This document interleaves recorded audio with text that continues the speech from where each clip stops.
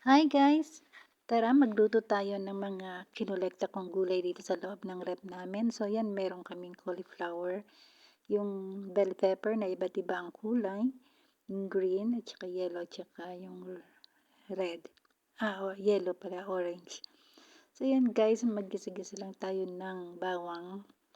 Yan guys, pinainit ko na yung mantika, lagay na natin yung bawang at sibuyas. So yan pag gisa-gisa lang natin yan, gisa-gisa lang, mekos-mekos. So pag nagisa na natin yan guys, lagay na natin yung meat na beef na pinalambot ko na yan guys. So ready na yan. Konting fry-fry lang yan. Then lagyan natin siya ng paminta, tsaka ng bawang.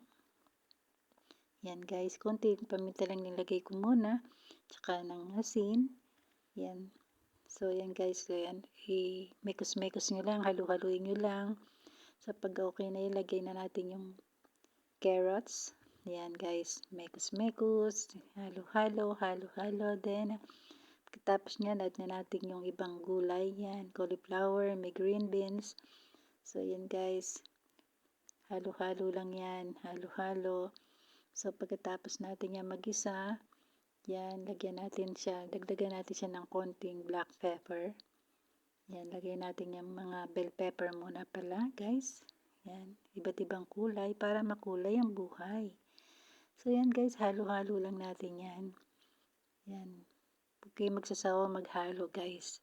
So, pag nagisa natin, dagdagan natin ng konting black pepper yan guys. At saka, nilagyan ko lang siya ng soy sauce na yung soy sauce nilagyan ko ng konting corn flour para medyo lumapot yung sauce.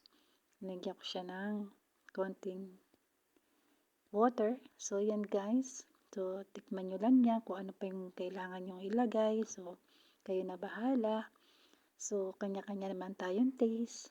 So, yan guys. Ang aking vegetable stir fry.